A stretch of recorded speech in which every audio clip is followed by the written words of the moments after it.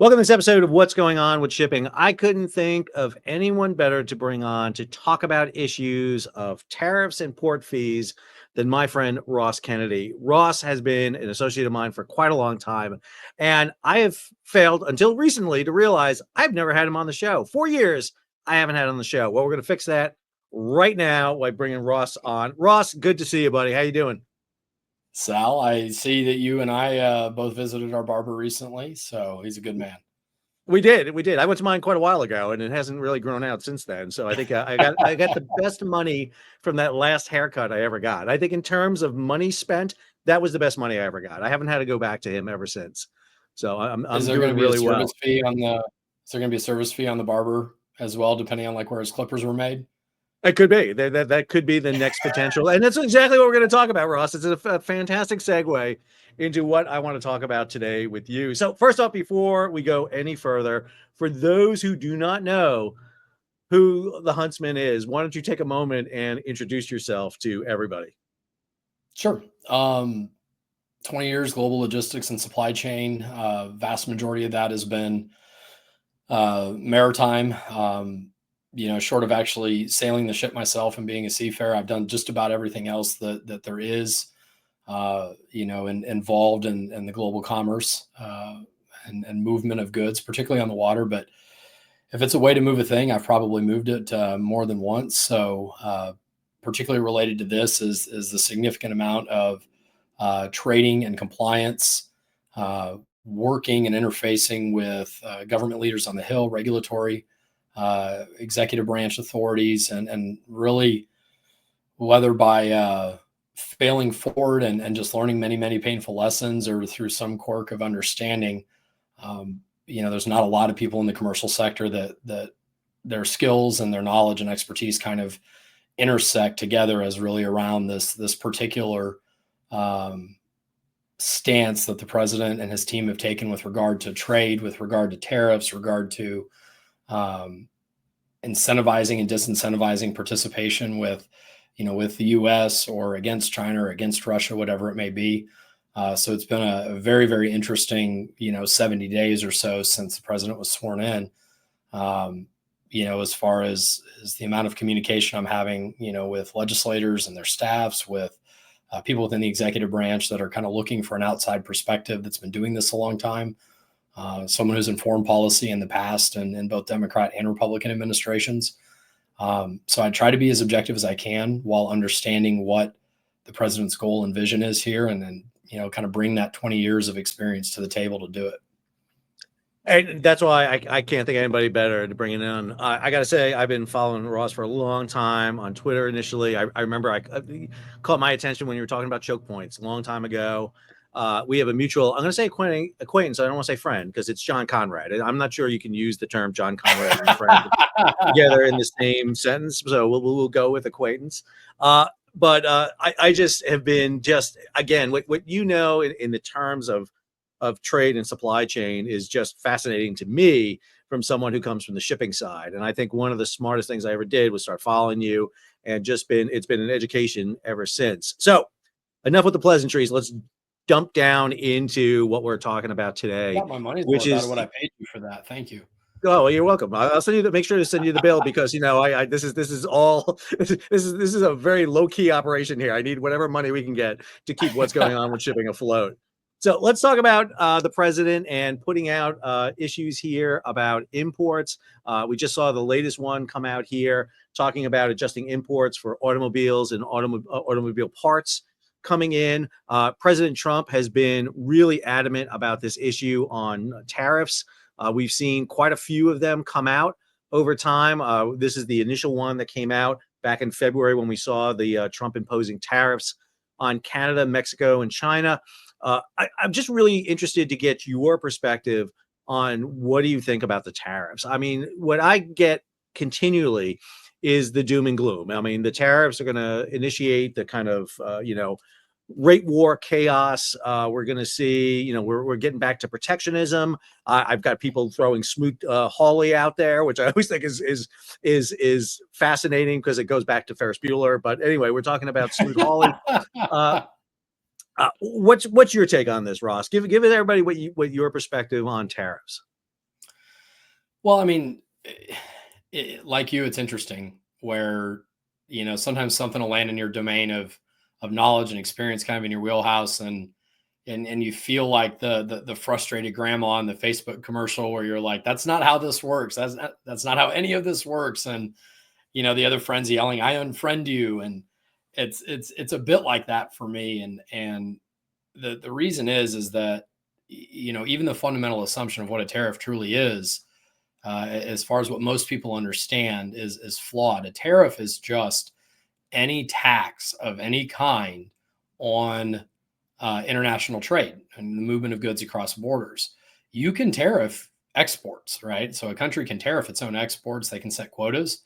But if there is a financial incentive or measure that extracts money from whoever the relevant counterparty is from an import or an export, that's a tariff.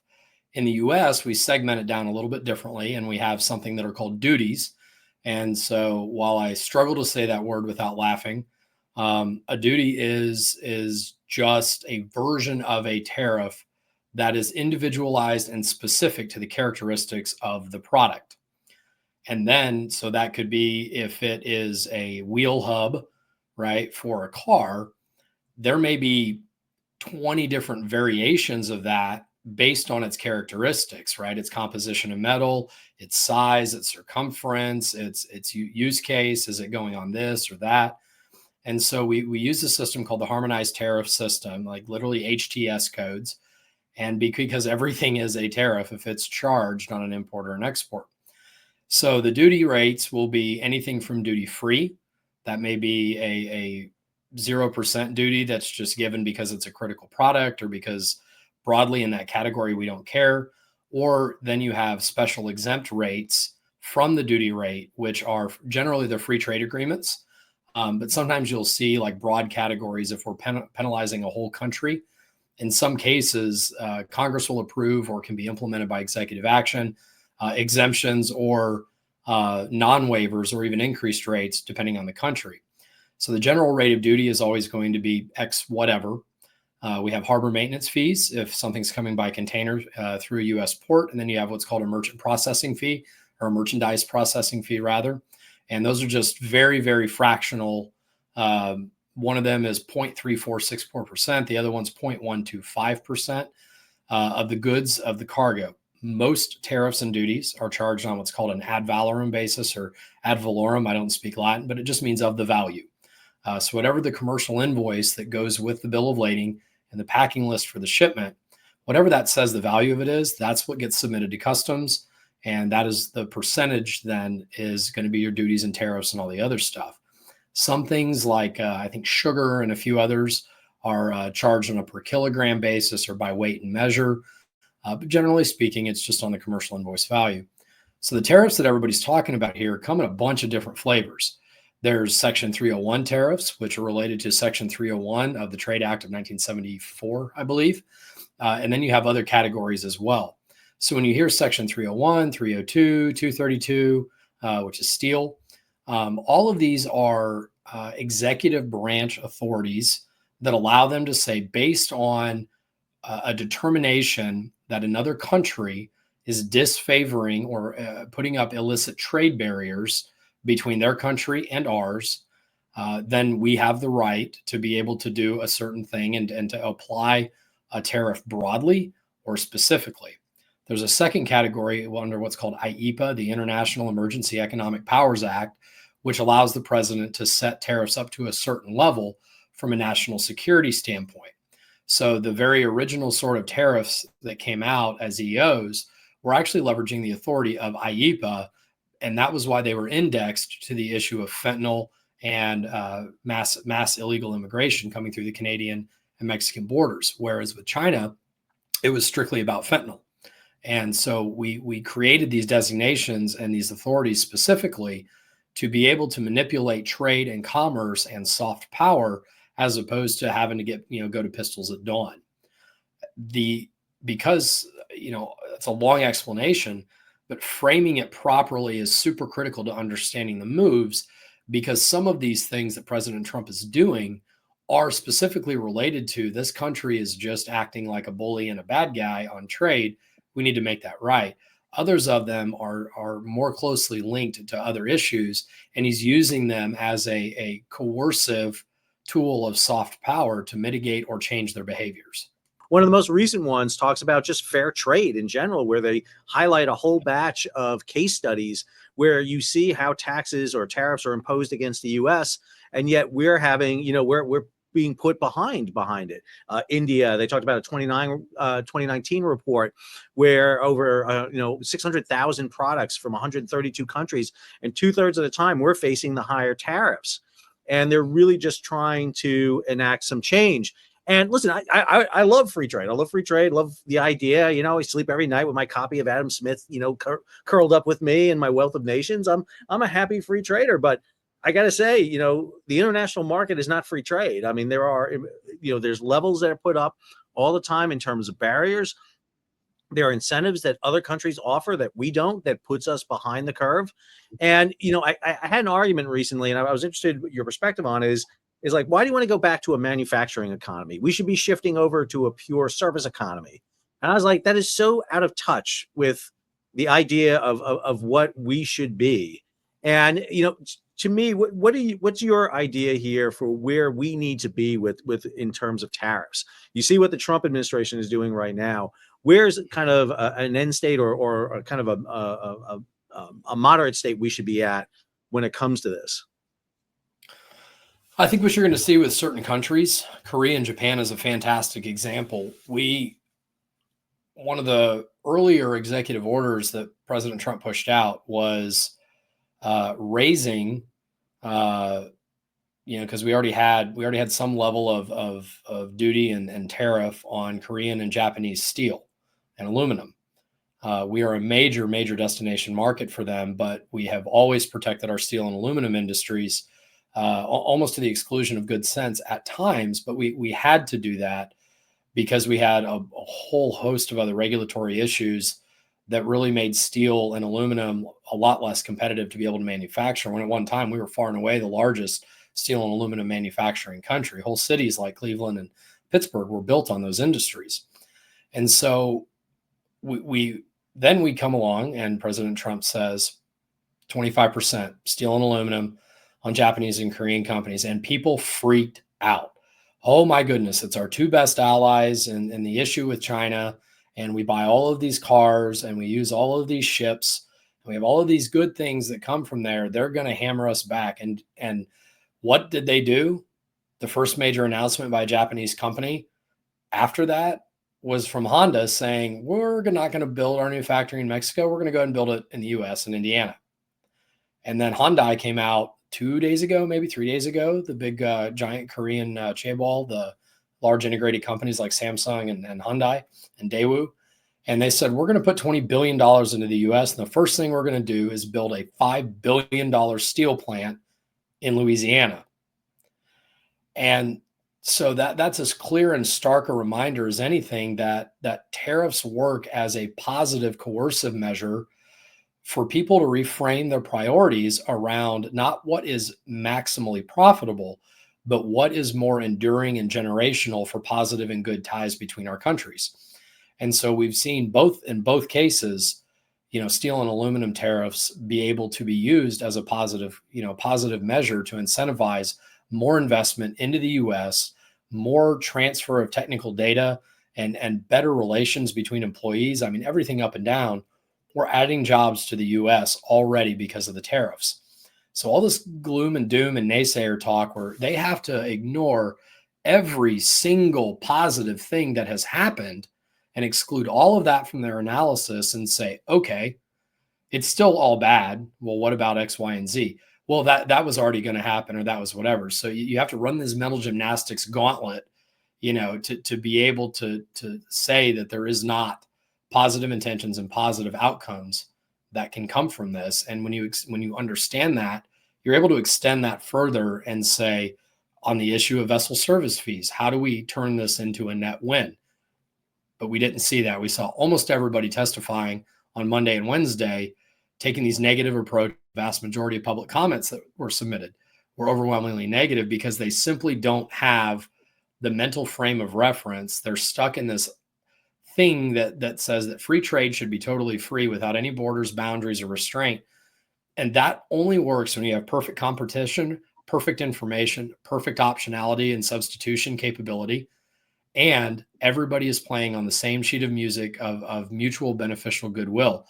And as we know with China, as we know with Russia and many others, that's simply not the case. And so the question then becomes, what do we need to be able to make for ourselves? We can't feed our kids and put gas in our cars from services. Physical things have to be made and refined and moved and paid for from somewhere for us to be able to live our lives. Yeah, I think you're exactly right. I want to talk about the 301 here in a second, the hearings that happened this week. But, I was taken aback by the fact that, President Trump, talks about these actions. And then what do you get? You get Rudolph Sade from CMA CGM coming into the White House and announcing, listen, with part of that $50 billion I made in profit last year, I'm going to invest $20 billion in the United States. I'm going to reflag 20 ships and I'm going to start building some ships in the United States. And, you can make the argument. It's like, well, listen, that's going to make things a little bit more expensive, but what is the overall cost? I mean, we look at the short term so much that we fail to really look at what is going to be the end result. If you're 100% service economy, that's fantastic, but someone's got to fix the cars. Someone's got to build the houses. Someone's got to do something in this country. You cannot adjust to it. And the idea that we're sending people back into, the factories and the warehouses and the machinery is not, I mean, it's different. It's going to be a different style. It's not the 1930s again, is what we're talking about. We're changing the way we manufacture. We're changing the way we build ships, for example. This is the way you do it. And you make it a distinct, unique American way. I mean, one of the good things is we've let industry lag so much that we have to literally start from scratch, and we can bring the best technology in to do it. We got kind of hammered. My historical element comes in here. We got hammered for so long because we were the powerhouse. But by the 70s and 80s, our technology was World War II technology. Everybody else had advanced and we hadn't. And I think that's where we find ourselves today. All right. I want to talk about those hearings and the 301. So for everybody who doesn't know, the U.S. Trade Representative came up with this concept, or not concept, but it came up with a series of hearings. There was a report, which I've got my handy dandy copy right here, all marked up, ready to go, on the issue of China's targeting of the maritime logistics and shipbuilding sectors for dominance. I've done videos on this. I've talked about this quite a bit. And lo and behold, the report found out that China is targeting maritime logistics and shipbuilding. And they're doing everything they can to dominate it. And so they had a set of here. First of all, there was an open period for comments. I posted mine, submitted mine, but man, there was a hearing Monday and Wednesday, which for some god awful reason, Ross, that we were talking about before, was not open to, was not televised, wasn't streamed. There's no audio on it because, we don't have that technology here in 2025. I should have gone there with my phone, but they wouldn't let me in and record it. But anyway, the amount of falling from the sky in that hearing is amazing. I read a lot of the testimony. You and I have probably read the entire every submission that's there. We're probably the only two humans who have. But you read things like, I guarantee you, there's people at the Trade Representative's office haven't read all those. But their eyes glazed over the first five because they all said largely the same thing, right? They did. And I go to ones like the World Shipping Council, where they're talking about, wow, this is going to cause an increase in rates and it's going to be detrimental to the customers. I kind of wish that the World Shipping Council had said that in 2021 and 2022 when they were raising rates through the roof, and they didn't really seem to give a crap about American consumers at the time. And they were prioritizing all that money to invest into the U.S. economy. Right. And they're so busy shoveling empty containers out of the United States so they can fill it with more stuff to bring back that they're leaving our exports, our agriculture, everything on the dock. And, the hypocrisy of some of the statements was absolutely incredible to me. And the one thing I do wish, and I will say this out loud, is that there are groups that are supposed to advocate for the U.S. maritime sector that were not there. I mean, I don't know where some of these groups were. Shipbuilders, those who represent the Jones Act, man, there was enough anti-Jones Act there. You would have thought that this was a Cato social or something like that, that there was that much talk about it. But I want you to kind of, what's your take on it? That's my take. I shouldn't have said all this stuff, but what's your take? People don't care what I have to say. They're here for you. I love what you have to say. That's why I'm here and not somewhere else, right? First, a balanced and well-rounded perspective and understanding of this issue is super, super, super hard to come by, because the industry in the United States, whether it's shipbuilding or ports and terminals, whatever, has incentivized hyper protectionism as the inverse of hyper free trade. And when you have two sides of a really negative coin and everybody else is trying to dance on the edge, there's just not enough room for good common sense and experience to be heard. And so you and I do that, right? We have slightly differing, and I wouldn't say opposing, because I think we're actually trying to get to the exact same place. We're not trying to protect whatever. We just care about the American maritime industry. We care about the seafarer. We care about American national security. And so we just kind of, because of our lives and our perspectives, we look at it a little differently, but we are trying to land in the same place. And what I heard yesterday, or read rather, from yesterday and from Monday, was super, super interesting, because there wasn't a Sal and a John and a Ross and a Colin Graybo, right, from Cato. Like, there wasn't this sort of full, all-encompassing perspective on there. Oh, that's interesting. Yeah, you're putting up, where's it at? Group. Yeah, panel 4.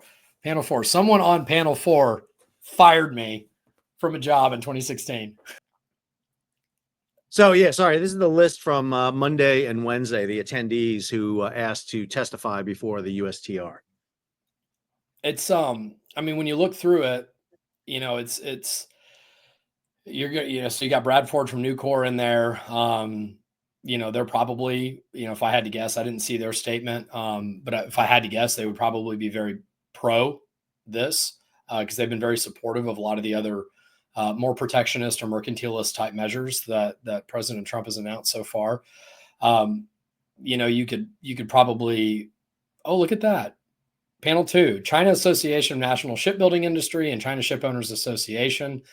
It's interesting that their commentary aligns in a lot of ways with the commentary we hear from other opponents of this, which is that it's going to increase costs, it's going to destabilize geopolitical relations, it's all of this, barrel of bads. And what it all comes back to is that in the current paradigm, right, the status quo ante from 50, 60 years ago is that the U.S. was the dominant shipbuilder and maritime operator in the world. Flash forward to today, we are the opposite of that, right? There's no point going through all the statistics about Chinese shipbuilding dominance to the U.S. But when I see the numbers, and that's where the arguments all fall apart, and they're counting on the layperson not caring enough or having enough experience to really understand this. The worst case scenario is that on the smallest size of vessel that moves, that could conceivably hit all three categories of service fees, right? China, vessel operator, Chinese built ship, and percentage of new build, in China. If you're checking all three of those boxes and maxing them out, you're looking at about $3 million of port call. If you've got a vessel coming to the U.S. that's got 5,000 containers on it, that's spreading out to what, $600 a box per port call. Ocean rates to the West Coast right now are spot between 1,500 and 2,000. Just 3 or 4 months ago, those rates were 5,000, 6,000. And nobody made a peep about it, because they were just grateful that it wasn't like it was during COVID, when they were paying 15 grand to move a container to the West Coast, and then getting hit by the ocean carriers with $8,000, $9,000, $10,000 surcharges and additional tack-on fees, so that they could circumvent Federal Maritime Commission oversight on use of rate increases on the spot to move those containers inland. And so there was a time, I remember clearly, I was working for a freight forwarder at the time, and I'd had to charge a customer $38,000 to move a single 40-foot container from Shanghai to Chicago. Those rates now are going to be between 4,000, 4,500, roughly. So what we're talking about here is a, relative to how it's been the last few years, kind of the new normal, if you will. Rates have fallen so much already because order demand in China has slowed down, that rates are going to stay somewhat low. I can't say it out loud, but I do know what Walmart, the biggest importer in the US, signed for their fixed annual rate agreements with the carriers, and 600, 1200, depending on how many port calls. That's the upper bounded limit of risk. And it still combined puts them below what they were paying in January for spot cargoes to move from China to the US. So is it all bad? Not even close. Is the sky falling? Not a snowball's chance in hell. But people kind of prey on that ignorance of not knowing the shipping math.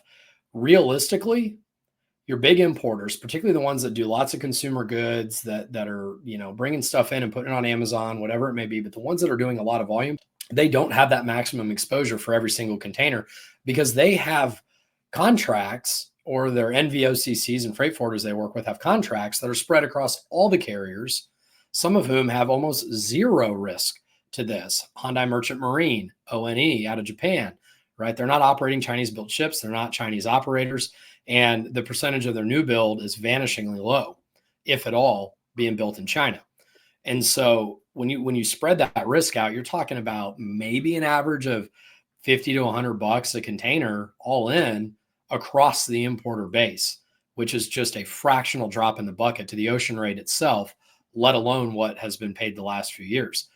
It's sort of a non-zero thing, but they're depending on the ignorance of people to believe that this is all bad. That's on that side. I mean, I looked at the list from Alphaliner showing, with the percentage of Chinese built ships in the fleets, and you look at Evergreen, you look at Wanhai, you look at ONE, they could easily shift. They can easily shift over and actually get, non-Chinese vessels. Who's this hurt? Hurts Costco. It's who they want to hurt. It's exactly who they're targeting is the Costco, the big shipping firm, not the big box store. Costco and OCL. Right. And that's who it's going to hurt more than anything else. Now, granted, I do think there probably needs to be a revision in the fee schedule for small container ships. I mean, we heard about the Caribbean and the issues that's going to have. And I do think that they kind of, the USTR put a fee proposal out that was kind of blanket. And I don't think they really thought maybe it all through in some cases. But the other issue I have too, Ross, is I don't like the shipping companies threatening us. And in a way, I felt like coming out of the TPM conference this year, we were. I mean, I think I listened to, Soren Toft talk at MSC, and I heard the talk, and he comes in and says, listen, we're going to have to, cut voyages over. We're going to cut port calls. We're going to cut the number of voyages because we're going to consolidate on big ships.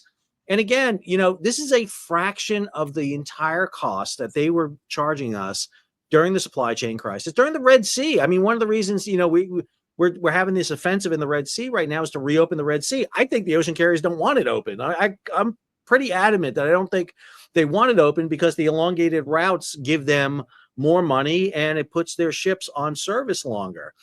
Coming through the Red Sea, cooperated. Yeah, they would have. They would have cooperated, and they would have started coming through when the ceasefire was announced, and start doing it. And so I take for, very, very careful what is said because they have their own corporate entity. I was talking about China earlier today, and, you can't think of China as capitalist. You can't think of them as communist. You need to think of them as mercantilist. And the big operating companies are kind of the same way. My fear, but was in the hearings, as you said, there wasn't anyone who was articulating kind of what you and I are saying right now, I think, to them. I think they got basically those who saw the immediate impact. There was a couple in there, don't get me wrong. Hanwha was in there. There was Aaron Smith from the offshore wind industry down there. But there wasn't a lot that was down there to kind of jump in there and provide what I thought was a well-rounded view. Let me ask you then, what's your prospect then? What do you think we're about to see here? Because, we look at shipping and I look at it all the time and, there's always issues on the horizon here. What's your kind of crystal ball telling us about what we should be watching for and thinking about as we go forward?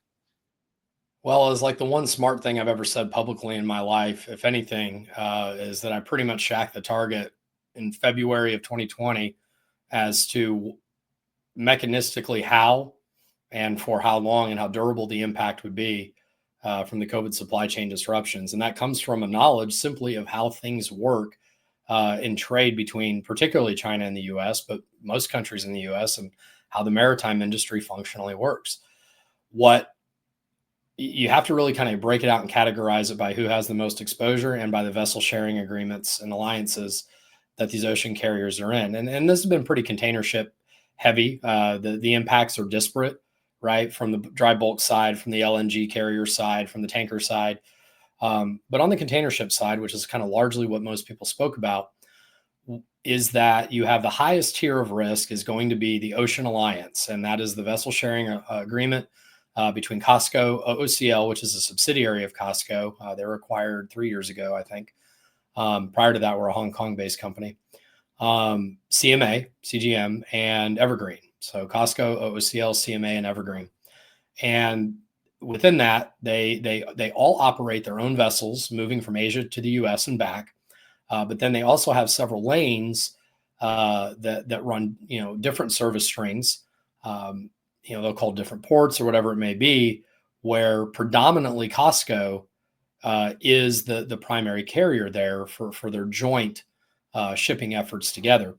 However, because they're in a VSA, it doesn't matter if it's a service string that's owned and operated by COSCO and carried on a COSCO ship or a CMA. Those four carriers all put their cargo on each other's ships, and they will largely common rate it or be within 50 or $100 to do it, right? Because Costco doesn't have enough customers that they could put 10,000 cans on every single vessel. And so they're all co-loading, is the term, on each other's vessels. That's the first tell of what I think is going to happen here. I think you're going to see Costco and OOCL withdraw vessels from their service strings, and you're going to see CMA and Evergreen rotate vessels in that are not Chinese built, because that one play mitigates two of the three major vessel service fee risk factors, which is that CMA and Evergreen are not Chinese owned vessel operators. And so that first fee is gone, and the vessels will not be Chinese built. And so they're going to try to put optionality in, but they're going to do it in a way, I think, that allows them to increase rates and drive what's called GRI, or general rate increase, which is announced, by statute 30 days in advance. They're going to try to push rates higher. And what they're also going to do is they're going to implement surcharges that are far above what the actual net cost is of the service fee. And we saw that during COVID, where maybe the net impact per container from a big disruption was $500. They're charging $2,000. And the FMC sat back on their hands and just let it happen to the American importers and exporters. And so I think they're going to try to run that playbook again, which is why I suggested that it should not be wholly indexed, or you should have a fourth service fee category, which is by Chinese vessel, VOCC, a vessel owning or vessel operating common carrier, like Costco or OOCL. There should be a category that's per container because of the habit of these ships co-loading. Costco and OOCL, putting it bluntly, are the target of this, and then the various Chinese operators for other modes of ocean transport. But for purposes of this, it's Costco and OOCL. And if CMA and Evergreen support them by rotating non-Chinese built ships in to cover the capacity shortfall, Costco will just take their own ships and backfill the other service strings that these carriers operate in together worldwide. And they're just going to swap like for like, use it as an excuse to shrink capacity, increase surcharges, and Costco will not be, and nor will OOCL be targeted, because they are not the vessel operator. And they'll be able to be on that ship, and all they're doing is kind of like general average. They're sharing the risk across all the containers at a much lower price point than what the intention of these service fees clearly are, which is to negatively impact at a much higher margin Costco and OOCL. The other thing that you have to note is that the other end of risk is going to be Zim. It's going to be your Korean carriers. There's a couple that operate to the U.S. It's going to be O&E out of Japan. They will benefit, and so will Yangming, because they're in the Premier Alliance together, which is a Taiwanese carrier. They will benefit strongly because they will have the lowest aggregate risk per container across all the movements annually.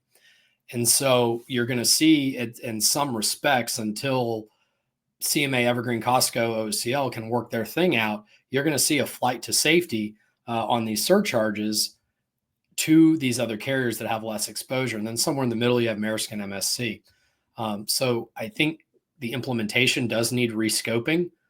But there, more importantly, there are things that the carriers can do that the U.S. can offer that will not only be a net immediate win, right, as an escape hatch for a lot of people, but you will actually see unprecedented demand for U.S. flag services if you take a few steps and you really understand how this works and offer those incentives into the market and say, if you do X, we will do Y, and allow you to have mitigated or exclusions on these under certain parameters that would still serve sort of President Trump's intent here. Yeah, I think. Listen, I think behind the scenes, you hit it on on the head. I think the ocean carriers, the alliances, are working like crazy behind the scenes to have Plan B ready to go, so that they can do that. They can shift. I mean, We're the supposed to irony. pretend they're not a cartel, but Well, right, of course. Then, of course, they're not a cartel. No, no, no, no. I'll We would say never it. be a cartel. But I mean, behind the scenes, I mean, and that's the irony too. When you start talking about the Ocean Alliance, is it's Taiwan, and it's a Taiwan Evergreen and Chinese Costco working together to get around this Right. issue. That's the entire thing is focused at. And let me be clear. Everybody wants to know why we're focusing on China on this. You read that 301 report, and I'll have the link above. You read about it. China became the dominant in the industry in the past 25 years. It was a coordinated effort by them to do this. I mean, you read all the statements from their premiers up to Chairman Xi with the Maritime Silk Road.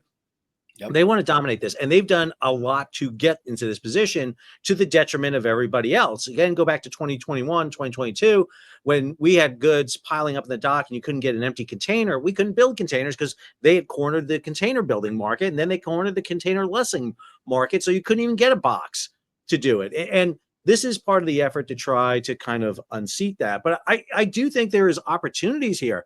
I think if I'm Matson Lines, for example, I'm sitting there going, holy crap, this is my opportunity. I'm going to go charter a batch of Korean-built vessels, Are you flag putting them into Matson the on the red. D for me on purpose? Because I No, will I'm swing just away. no, because I'm sitting there going, listen, if I'm Matson, I'm getting a batch of Korean vessels, and what I'm going to do is sit here and go ahead and lease them and put them on a China to U.S. or East Asia service and bring them in, especially in my own facilities. I avoid every last one of those fees because I get rid of whatever Chinese built vessels I have, because they do have some in their service. They would have to get rid of them. But now all of a sudden you create a profitable U.S. line.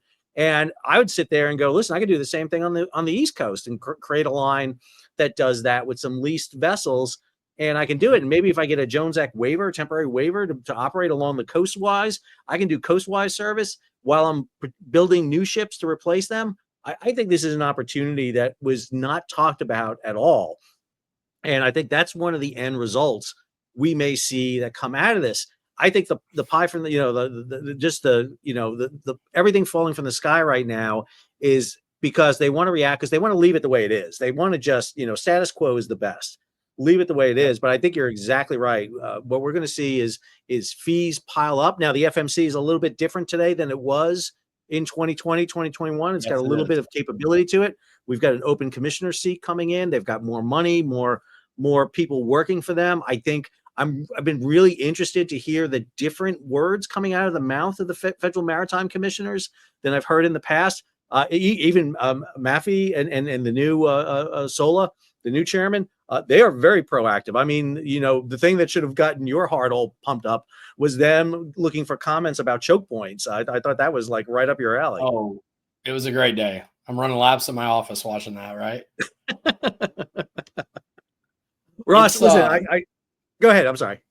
I was just going to say, I mean, you hit the nail on the head. I mean, there's a whole bunch of, behind the scenes, I, wrote a policy paper with a number of recommendations on this.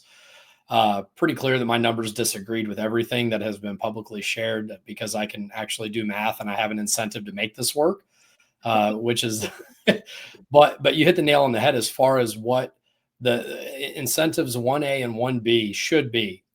Guys, if you are CMA, which I think CMA was front running this, they saw it coming, which is, I think it was February 21st is when the proposed action came out. And it was like February 24th that Sade was standing in the Oval Office and said, we're investing into, or putting ships in. So I think CMA knows what time it is, even though they're in this thing with Costco, and they're going to try to follow their own interests, but they're triangulating, and to their credit, they're doing a pretty good job so far. The But the best thing that could be done right now is CMA has a U.S. flag line. It's APL. Maersk has one, and so does Hapag. And if I'm king for a day, right, my messaging back out to the ocean carriers is, guys, here's the deal.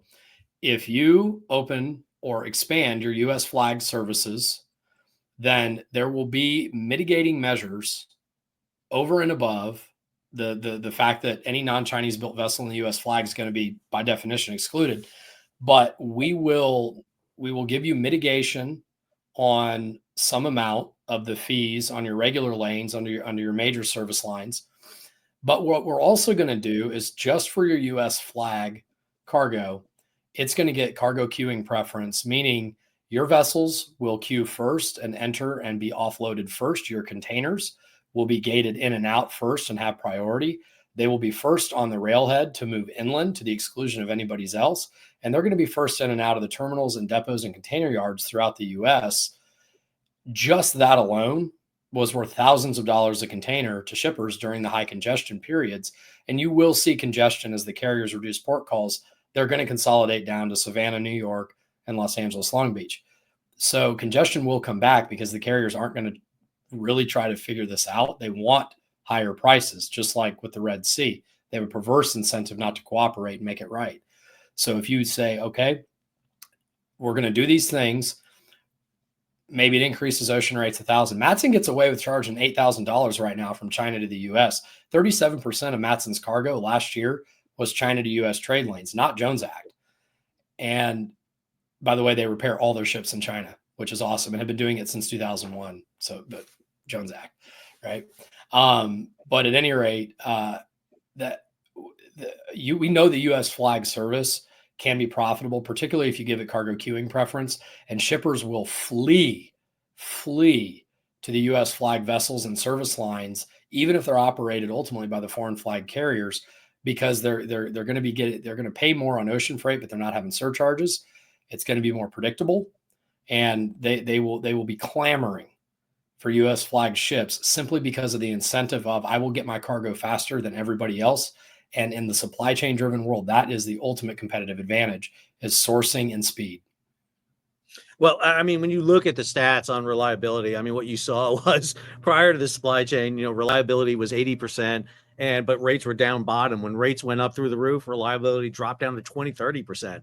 And if you can provide that reliability, I mean, that's what we saw. I mean, I remember so distinctly 21, 22, where we saw shippers just bypass LA and Long Beach, go through the canal, and show up in the Gulf and East Coast because they were closer to their connections. They were closer to it. They had to reshift their supply chains, had to reset up distribution centers and warehouses. But once they did that, they're like, man, I got away from LA and Long Beach, the congestion in the Inland Empire. I didn't have to deal with the Class 1 railways, with Union Pacific and all the problems that was associated with precision rail. I just, it worked. And people will pay more for better service. I mean, it's been clear. It's been absolutely clear, especially when you look at the cost associated with air, but more importantly, the volume that you can put into air. You just can't put that much. I mean, it's just a finite limitation of what you can put in there. And that's why I think a service opening up, a potential U.S. fast service in particularly too, where maybe we avoid some of the IMO issues. We can basically go with fuel, go 20 knots. You look at those Matson ships, they're running 20 knots most of the time. They're running fast. The next thing President Trump should do is announce that we're withdrawing from all IMO regulations for the U.S. flag. You want to see vessel operating costs plummet.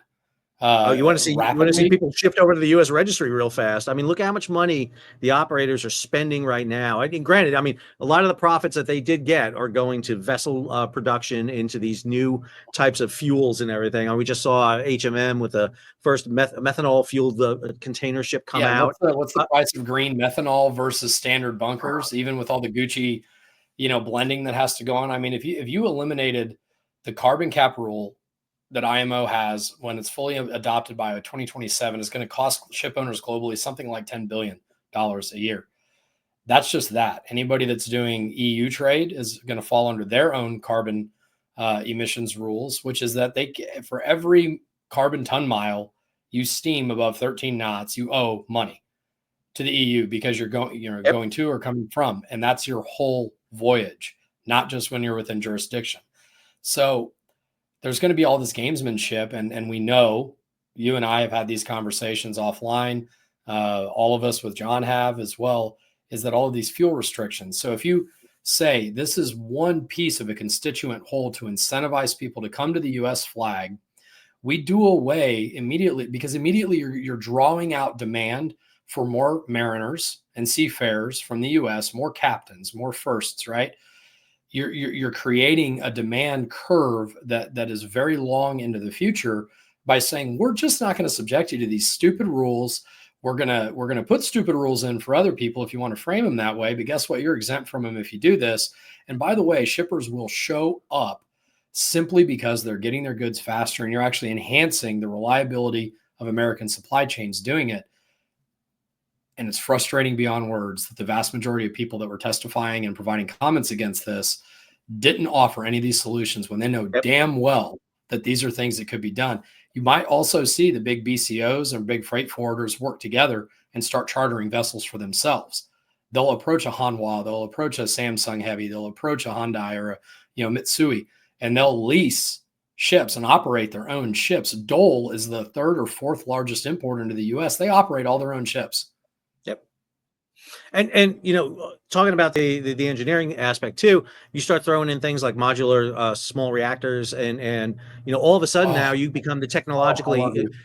well, you become the technological leader, and matter of fact, you're running cleaner ships than everybody else. I mean, that's the key you get. I mean, we're a plethora with LNG. You can still burn clean fuel within the ECA inside the environmental control areas. That's not a problem. So you avoid the smog, the issues. But out at sea, you're fine. You burn diesel. You can burn very clean diesel. I mean, it's crazy. The amount of pollution that comes out of a marine diesel per pound of cargo is the smallest it is. And we're literally trying to make the largest objects ever made by humankind carbon neutral. Well, we know how to do that. It's called a sailboat. The problem is you can't get a 24,000 TEU sailboat. There's not enough sails you can put up on the thing to make it move. There That's isn't. right. Unless you're the Ever Given in the Suez, then there's a lot of sail area and you'll run into things. Once you're sideways, at least. What you say, it'll push you sideways. Ross, listen, I want to give you the last comment. Anything you want to end today's discussion? I really appreciate you coming on today and talking about it. It was a great discussion. But I want to give you the last moment here. My gut here, Sal, is that at the end of the day, anybody who comes to the table with a viable solution that is anchored in simply what the commander's intent, right? The commander in chief in this case of the United States of America, his intent is we de-risk and decouple ourselves from China to the extent practicable. And anybody that comes to the table with a better idea is going to get listened to. They're going to consider its impact. They don't want to do all of these things, but they're anchored in the recognition that we have, since the rise of the Harvard MBA model in the 80s, we've done nothing but outsource not only our business for quarterly profit improvement, but we've outsourced our sovereignty and our security as a country. And so people who come to the table with that frame of reference and make an alternative suggestion, they're going to get listened to, and they have a higher chance than these people that were sitting at the table going, this is a net bad and it's all bad and it's going to do all these negative things. And they're supporting, what's certain to become Democrat messaging in the midterm. Like, the way to be on the side of the angels here is just try to be helpful and productive, not be some black pill naysayer nihilist that like this will never work and we need to just keep things the way it is, which is not working for the United States. Yeah, I mean, I go back again to my historical analogies all the time. You had a president like Thomas Jefferson who sat there and said with the Embargo Act, listen, we won't trade with anyone. We're just going to throw up a barriers. We're not going to trade with anyone. And you wind up with one of the worst economic depressions in the U.S. history. You wind up going to war a few years later with Great Britain over that. No one's talking about cutting off trade with China.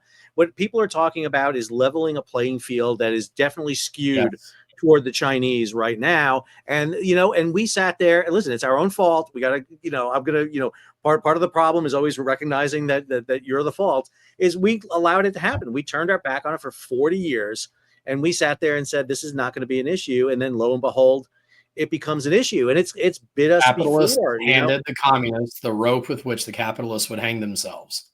Yeah, and we absolutely have done that to this point. And we've seen it happen before. Saw it happen in World War I when all of a sudden our foreign trade disappeared because we were counting on foreign ships to carry it, and all of a sudden, we had cotton piling up on the docks, close the New York Stock Exchange for months, and have a depression. we learn these lessons, and what we need to do is really rectify this. Ross, I want to thank you coming on this episode of Between Two Bald Men. This has been great. Right. It's been a fantastic episode. I can't thank you enough. Let me be sure to pass on how to follow Ross. Ross, what's the best way to follow you? Well, you can either look for police reports, depending on how likely it is that someone disagrees with me, tries to get me arrested or whatever. But no, it's X is the easiest way to find me. It's just at map human intent. I've been Huntsman on there for like 6 or 7 years now. It's generally what people kind of know me as. So, but you will see me out there half arguing with people and 25% saying honest, true things that are valuable, and 25% just saying whatever comes to my head. So, well, Ross, listen, I appreciate having you on today, and it's been a great talk. So, for everybody who's watching, I want to thank Ross for being with us. I hope you enjoyed today's episode. I can't tell you enough to go follow Ross on X, Twitter, whatever you want to call it. The Huntsman is a key follow for anybody on Twitter. What you got from Ross there is fantastic. He's over at Fortis Analysis. Great follow. I've enjoyed having Ross on. I hope you enjoyed today's episode. If you did, hey, take a moment, subscribe to the channel, and hit the bell so you'll be alerted about new videos as they come on. Leave a comment, share it across social media, give it a big thumbs up, and if you can, support the page. How do you do that? Well, you go follow Ross. You'll see a link to him at the very end of this video today, or you can hit that super thanks button down below and contribute to the channel, or go over to Patreon and become a monthly and yearly subscriber. Obviously, I'm going to need to go back to the barber sometime in the near future. It's been years now, so I'm going to need to acquire the money needed to pay that barber bill. Until our next episode, this is Sal, signing off.